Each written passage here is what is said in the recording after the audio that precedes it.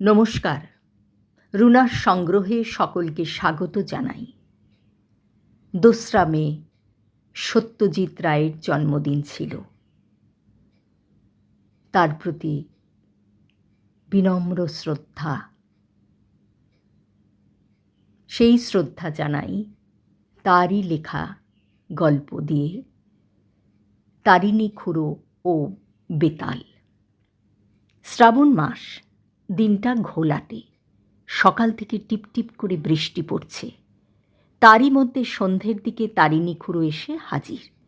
হাতের ভিজে জাপানি ছাতাটা সরাত করে বন্ধ করে দরজার পাশটায় দাঁড় করিয়ে তক্তাপোষে তার জায়গাটায় বসে তাকিয়াটা টেনে নিয়ে খুড়ো বললেন, কই আর সবাইকে ডাক, আর নিকুঞ্জকে বল নতুন করে জল ফুটিয়ে 1 কাপ চা করতে। লোডশেডিং, তাই বসবার ঘরে 2টো মোমবাতি জ্বলছে। তাতে থমথমে ভাবটা তো কমেইনি, বরং বেড়েছে।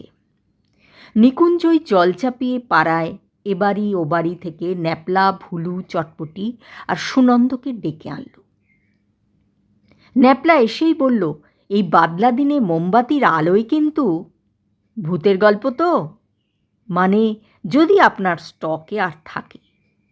2টো গল্প তো অলরেডি বলা হয়ে গেছে। আমার যা স্টক তাতে 2টো আরব্যোপন্যাস হয়ে যায়। তার মানে 2002 নাইটস। আমাদের মধ্যে ন্যাপলাই খুড়োর সঙ্গে তাল রেখে কথা বলতে পারে। আগে হ্যাঁ, বললেন খুড়ো। তবে সব যে ভূতের গল্প তা নয় অবশ্য। এখানে বলে রাখি যে তারিণী খুড়োর গল্পগুলো এত জমাটি হয় যে সেগুলো গুল না সত্যি সে কথাটা আর কোনো দিন জিজ্ঞেস করি না। তবে এটা জানি যে 45 বছর ধরে ভারতবর্ষের নানা জায়গায় ঘোরার ফলে খুড়োর অভিজ্ঞতার স্টক অফুরন্ত। আজকে কিসের গল্প বলবেন জিজ্ঞেস করল ভুলু। আজকেরটা ভূতেরও বলতে পারিস, কঙ্কালেরও বলতে পারিস। কঙ্কাল আর ভূত যে এক জিনিস সেটা তো জানতাম না, ন্যাপলা বলল। তুই আর কি জানিস রে ছোকরা, এক জিনিস না হলেও এক সময় এক হয়ে যায়। অন্তত আমি যে ঘটনার কথা বলতে যাচ্ছি তাতে তাই হয়েছিল। শোনার যদি সাহস থাকে তোদের বলতে পারি। আমরা 5 জন একসঙ্গে পরপর 3 বার আছি। বলার পর খুড়ো সুর করলেন, আমি তখন মালাবার এলাচের ব্যবসা করি। বেশ 2 পয়সা কামিয়ে আবার ভব ঘুরে কোচিন থেকে গেলুম কোয়েম্বাটুর, সেখান থেকে Bangalore to Kurnool to Hyderabad. First class ছাড়া ট্রেনে চড়ি না, ভালো হোটেলে থাকি, শহরে ঘোরার ইচ্ছে হলে ট্যাক্সি ডাকি। হায়দ্রাবাদে যাওয়ার ইচ্ছে ছিল সালারজাং মিউজিয়ামটা দেখার জন্য। স্রেফ একজন লোকের সংগ্রহ থেকে একটা পুরো মিউজিয়াম হয়ে যায়, সেটা না দেখলে বিশ্বাস করা যায় না।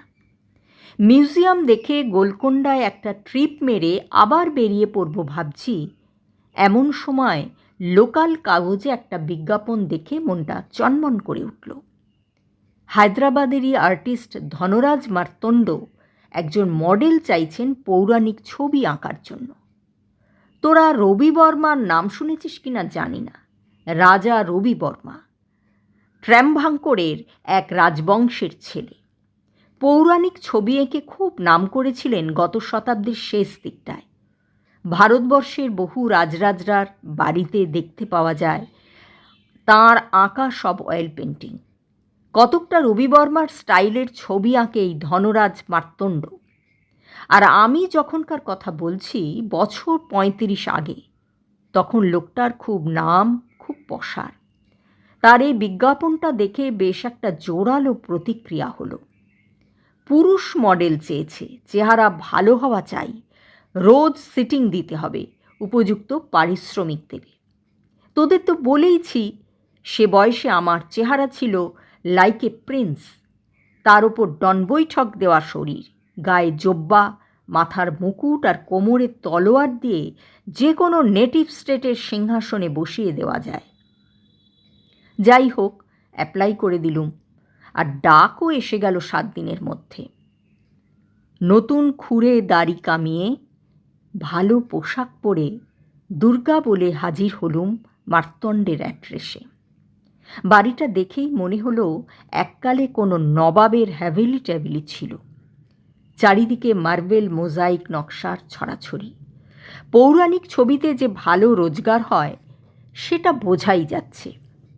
উর্দি পরা বেয়ারা এসে আমাকে নিয়ে গিয়ে বসালো একটা সারি সারি চেয়ার পাতা ঘরে। সেখানে জনা পাঁচেক ক্যান্ডিডেট অপেক্ষা করছে, যেন ডাক্তারের ওয়েটিং রুম। এদের মধ্যে একজনের চেহারাটা চেনা চেনা লাগলেও সে যে কে তা ঠিক বুঝতে পারলাম না। আমি বসার মিনিট খানেকের মধ্যেই সে লোকের ডাক এলো। বেয়ারা ঘরে ঢুকে বিশ্বনাথ সোলাঙ্কি বলতেই চিনে ফেললুম লোকটিকে। ফিল্ম পত্রিকায় এর ছবি দেখেছি, কিন্তু তাহলে আবার চাকরির জন্য দরখাস্ত করা কেন?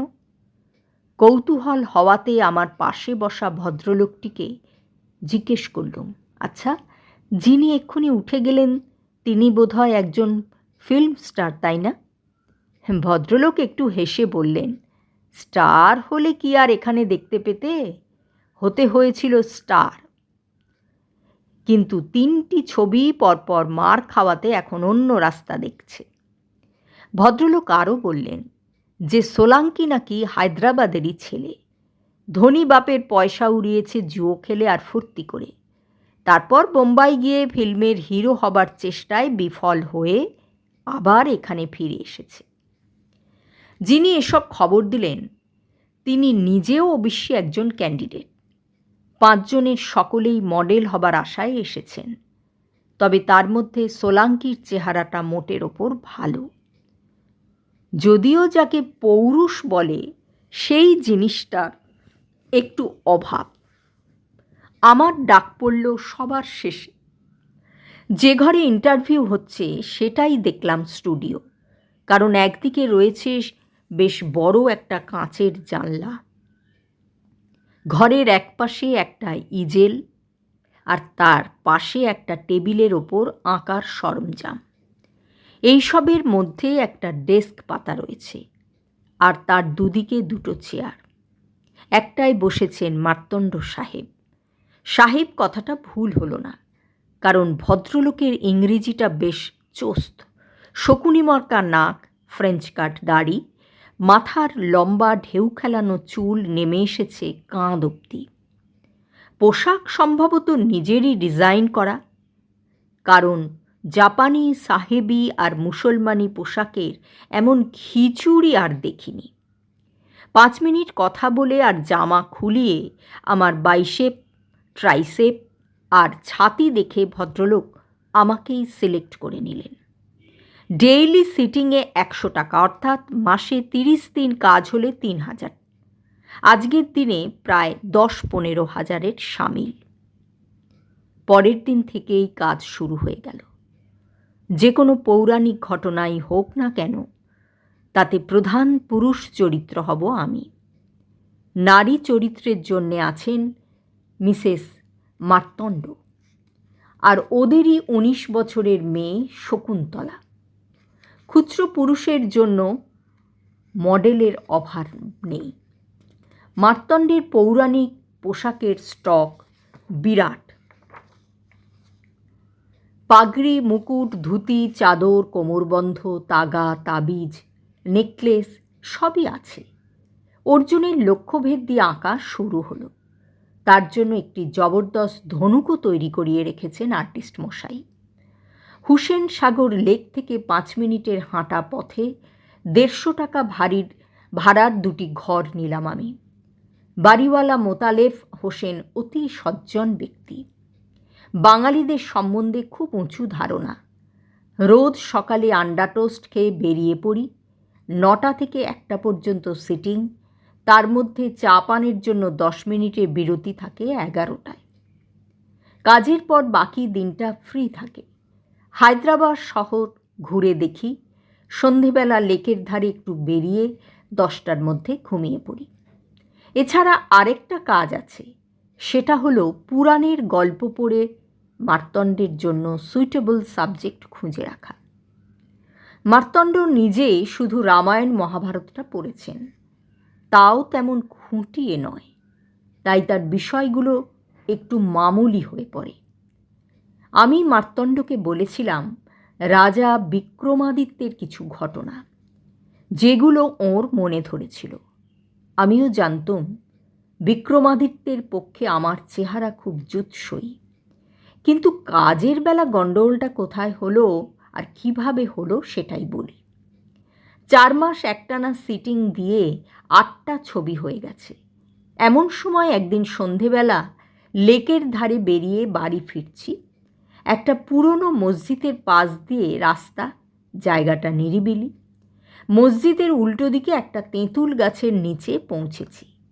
এমন সময় পিছন দিক থেকে মাথায় একটা বাড়ি খেয়ে চোখে ফুলঝুরি দেখলুম। জ্ঞান হলে তারপর দেখি হাসপাতালের বিছানায় শুয়ে আছি, মাথায় আর বাঁ হাতে বেদম পেন। রাস্তায় অজ্ঞান হয়ে পড়ে থাকতে দেখে এক সহৃদয় ভদ্রলোক তার গাড়িতে তুলে সোজা হাসপাতালে নিয়ে এসেছেন। হাতের ব্যথাটা আরও কিছুই না, যখন পড়েছি তখন রাস্তায় একখণ্ড পাথর লেগে কনুইটা ফ্র্যাকচার হয়েছে। এখানে বলে রাখি যে অজ্ঞান অবস্থায় আমার বেশ কিছু লোকসান হয়ে গেছে। আমার ওয়ালেটে ছিল 150 টাকা, সেটি গেছে, আর আমার 700 টাকা দামের সাধের ওমেগা ঘড়িটা। পুলিশে খবর দিয়ে কোনো ফল হয়নি, কারণ এ ধরনের অঘটন রাস্তাঘাটে নাকি প্রায় ঘটে। হাত প্লাস্টার করে বিছানায় পড়ে থাকতে হলো 3 হপ্তাহ। জখম হবার 4-5 দিনের মধ্যেই আমি মার্তণ্ডকে একটা পোস্টকার্ডে ছেড়ে দিয়েছিলুম আমার অবস্থা জানিয়ে। 3 দিনের মধ্যেই তার উত্তর এসে যায়। দুঃসংবাদ। মার্তণ্ড লিখেছেন, বিক্রমাদিত্য সিরিজের জন্য অর্ডার পেয়ে গেছেন। অমুক তারিখের মধ্যে 6খানা ছবি দিতে হবে, তাই তিনি অন্য মডেল নিতে বাধ্য হয়েছেন। আমার মতো কোয়ালিফিকেশান নাকি তাঁর নেই, কিন্তু নিরুপায়। এ সিরিজ শেষ হলে পরে প্রয়োজন হলে আমায় আবার জানাবেন ইত্যাদি। এ নিয়ে তো আর কিছু নেই করার, তাই অগত্যা সময় কাটানো এবং যা হোক কিছু রোজগারের জন্য অন্ধ্র হেরাল্ড পত্রিকায় একটু আধটু লিখতে শুরু করল। 6খানা ছবি আঁকতে মার্তণ্ডের লাগবে অন্তত 3 মাস, অর্থাৎ আমার প্রায় 9,000 টাকা লোকসান করে দিয়েছে হায়দ্রাবাদের গুন্ডা। কিন্তু 1 মাস যেতে না যেতেই আমার বাড়িওয়ালার কাছে টেলিফোন এলো মার্তণ্ড সাহেবের। আমায় নাকি তার বিশেষ প্রয়োজন।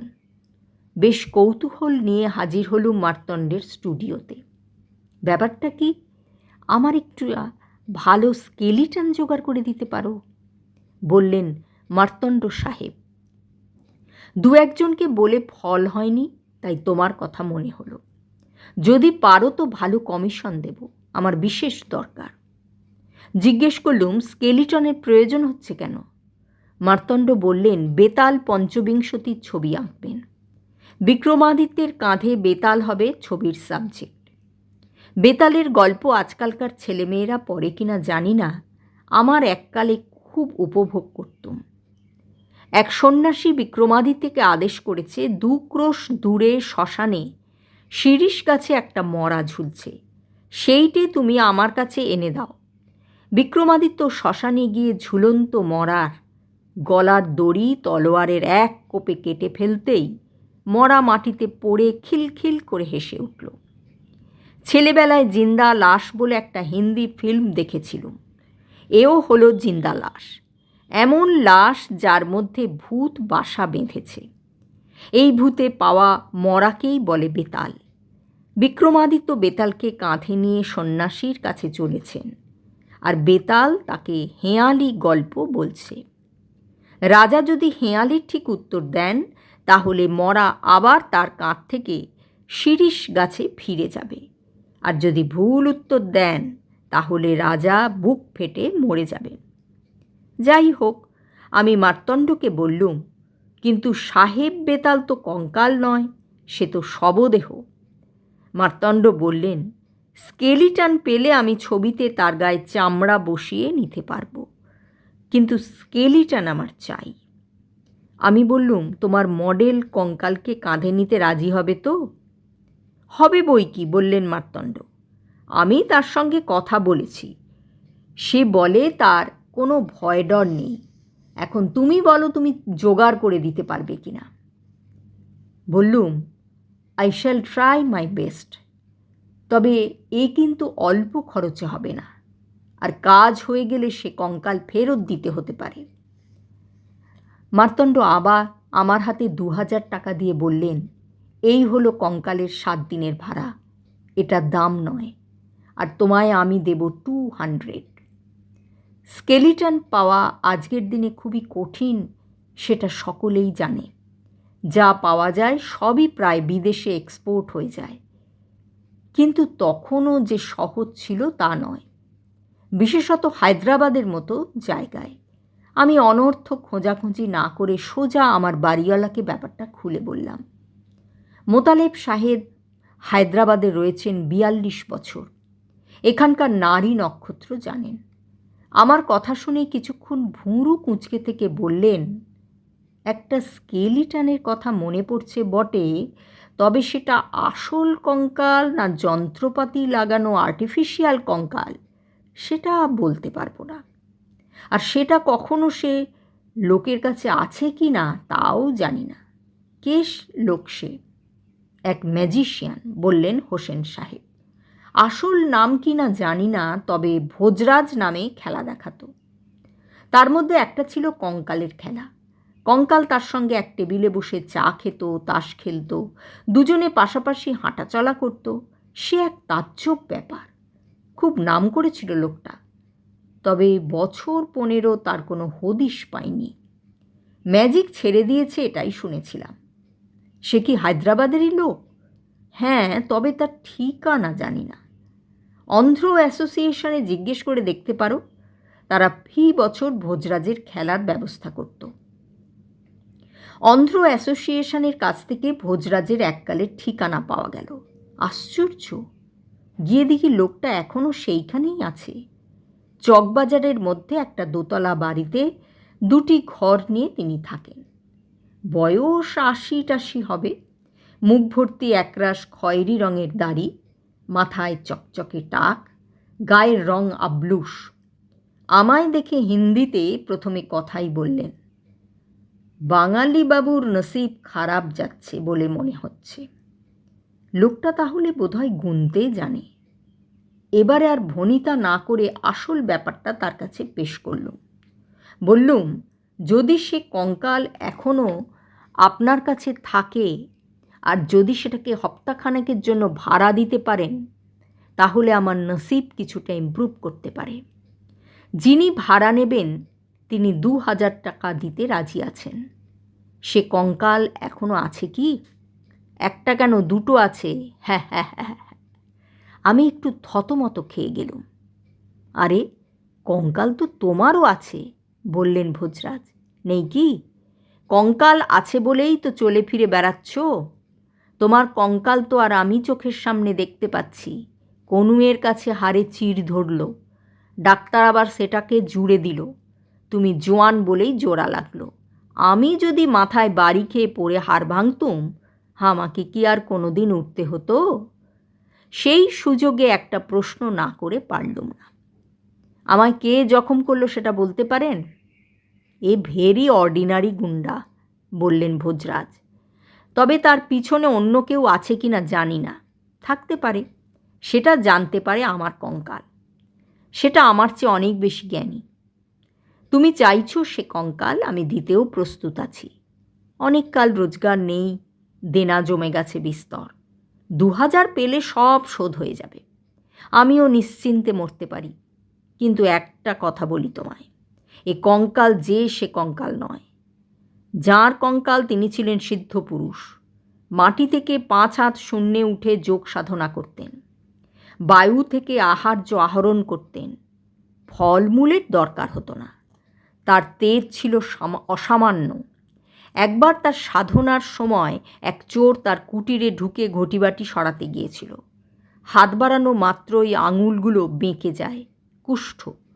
কেউটে ছোবল মারতে এলে সাপ ভস্ম হয়ে যেত। বাবাজির কিছু হতো না। আমি একটা কথা না বলে পারলুম না, কিন্তু এই বাবাজির কঙ্কালকেও তো আপনি বশে এনেছিলেন, এঁকে দিয়ে ভেলকি দেখাতেন স্টেজে। তাহলে বলি শোনো, বললেন ভোজরাজ, কঙ্কালকে আমি কোনো দিন বশে আনিনি, এ সব তারই খেলা। অন্য যা ম্যাজিক দেখাতুম সেগুলো কিছুই না, সব যন্ত্রপাতির কারসাজি। লোকে ভাবত কঙ্কালের মধ্যে বুঝি কলকবজা আছে। আসলে কঙ্কালের যা কিছু ক্ষমতা সবই গুরুজির কৃপায়। মনে মনে তার শিষ্য হয়ে আমি একটানা 10 বছর তার পদসেবা করি। তখন আমার তরুণ বয়স, ম্যাজিক সম্বন্ধে একটা কৌতূহল ছিল, এই পর্যন্ত। গুরুজি একবারও আমার কোনো নোটিশ নেননি। তারপর একদিন হঠাৎ আমার দিকে চেয়ে বললেন, বেটা, তোর ওপর আমি খুশি হয়েছি, তবে তুই এখন সংসার ত্যাগ করতে যাসনি। তোর অনেক কাজ আছে। তুই হবি ভোজবাজির রাজা। তোর নাম হবে, যে কাজে নাম করবি সেই কাজেই আমি তোকে সাহায্য করব, তোর সেবার প্রতিদান দেব। তবে সেটা এখন নয়, আমি মরার পর। আমি বললাম, সেটা কীরকম করে হবে যদি বুঝিয়ে দেন। গুরুজি আমাকে সন তারিখ বলে দিয়ে বললেন, এই দিনে যাবি তুই নর্মদার তীরে মান্ধাতা শহরে। সেখানে শ্মশানে গিয়ে দেখবি একটা বেল গাছ। সেই গাছ থেকে নদীর ধারে পশ্চিমে চলে যাবি 999 পা। সেখানে দেখবি বনের মধ্যে একটা তেঁতুল গাছ, আর বাবুল গাছের মধ্যে আকন্দ ঝোপের পাশে একটা কঙ্কাল। সেটাই আমি। সেটাকে তুই নিয়ে যাস। সেটাই সাহায্য করবে তোর কাজে, তোর আদেশ মানবে, লোকে দেখে তাকে তোকে বাহবা দেবে। তারপর কাজ ফুরিয়ে গেলে সেটাকে নদীর জলে ফেলে দিবি। যদি তখনও কাজ বাকি থাকে তাহলে সেটা জলে ডুববে না, তখন আবার তুলে এনে তোর কাছে রেখে দিবি। সব শুনে টুনে ভোজরাজকে জিজ্ঞেস করলাম, ওটা জলে ফেলে দেবার সময় কি এখনও আসেনি? ভোজরাজ বললেন, না, আসেনি। একবার মুশির জলে ফেলে দিয়েছিলাম, ডোবেনি। এখন বুঝতে পারছি তোমারই অপেক্ষায় ছিলাম।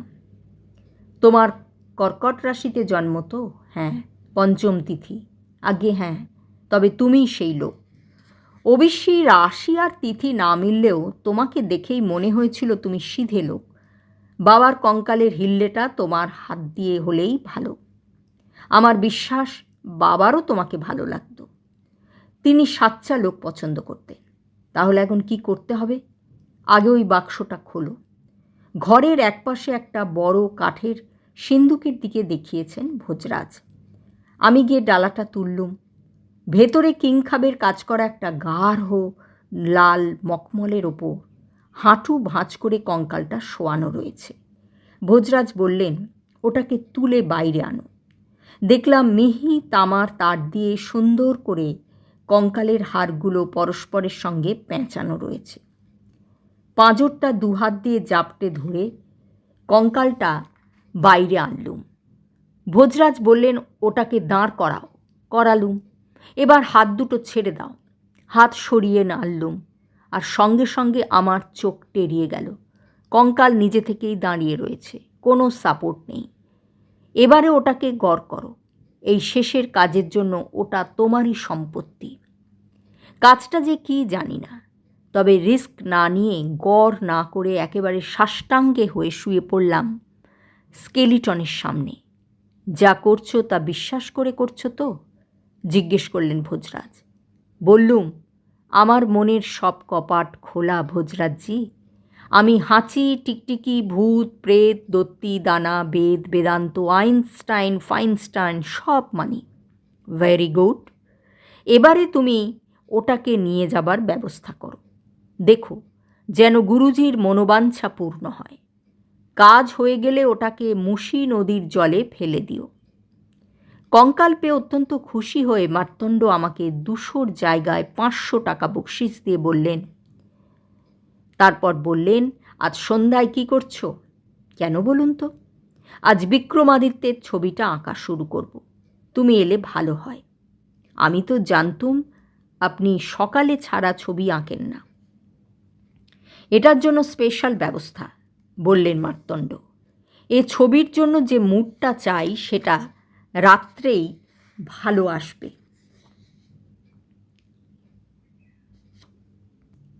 আর দৃশ্যটার জন্য আমি নিজে প্ল্যান করে একটা লাইটিংয়ের ব্যবস্থা করেছি। আমি সেটা তোমাকে দেখাতে চাই। কিন্তু মডেল যদি আপত্তি করে? তুমি যে ঘরে আছো সেটা সে জানবেই না। তুমি ঠিক 7টার সময় এসে স্টুডিওর এই কোণটাতে চুপটি করে দাঁড়িয়ে থাকবে।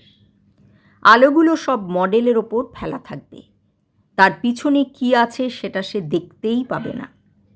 একবেলায় অ্যামেচার থিয়েটার করেছি।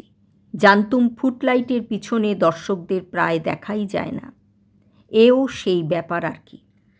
আমি রাজি হয়ে গেলাম। একটা ধুকপুকুনির ভাব নিয়ে 7টার ঠিক 5 মিনিট আগে হাজির হলুম মার্তণ্ডের বাড়ি। ওর মাদ্রাজি চাকর শিবশরণ আমাকে দরজা ফাঁক করে ঢুকিয়ে দিলেন স্টুডিওতে। মডেলের জায়গা এখনো খালি, তবে লাইটিং হয়ে গেছে এবং সত্যি তারিফ করার মতো ব্যাপার সেটা। যে শ্মশানে ভূত পিশাচের নৃত্য হচ্ছে সেখানে এই রকম আলোরই দরকার। মার্তণ্ড বসে আছেন ক্যানভাসের সামনে। তার পাশে একটা জোরালো ল্যাম্প।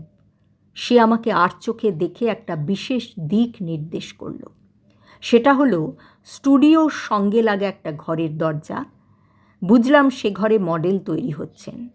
এবারে আরেকটা জিনিসের দিকে দৃষ্টি গেল, সেটা হলো কঙ্কাল। একটা হ্যাটস্ট্যান্ডের ডাঁটি থেকে সেটা ঝুলছে। তার গায়ে ভৌতিক আলো পড়ে সেটা আরও ভৌতিক দেখাচ্ছে। তার সঙ্গে ভৌতিক হাসি। তোরা লক্ষ্য করেছিস কি না জানি না, 32 পাটি দাঁত বেরিয়ে থাকে বলে যে কোনো খুলির দিকে চাইলেই মনে হয় সেটা হাসছে। একটা খুট শব্দ শুনে অন্য ঘরের দরজাটার দিকে চোখ গেল। তলোয়ার হাতে রাজপোশাক পরিহিত বিক্রমাদিত্য বেরিয়ে এলেন দরজা খুলে। পাকানো গোঁফ, গালপাট্টা, লম্বা ঢেউ খেলানো চুল, কোনো ভুল নেই। মনটা হু হু করে উঠল, কারণ এই পার্টটাই আমারই পাবার কথা।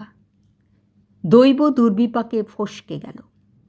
রাজা এসে স্টেজে আলো নিয়ে দাঁড়ালেন। মার্তণ্ড উঠে গিয়ে তার পোজ আর পজিশনটা ঠিক করে দিয়ে চলে গেলেন হ্যাটস্ট্যান্ডের দিকে। কঙ্কালটাকে নামিয়ে নিয়ে সেটাকে মডেলের কাঁধে চাপিয়ে দিয়ে বললেন, এটার হাত দুটোকে তোমার কাঁধের ওপর দিয়ে সামনের দিকে ঝুলিয়ে দাও, আর পা দুটো কোমরের দুপাশ দিয়ে নিয়ে এক করে তোমার বাঁ হাত দিয়ে চেপে থাকো।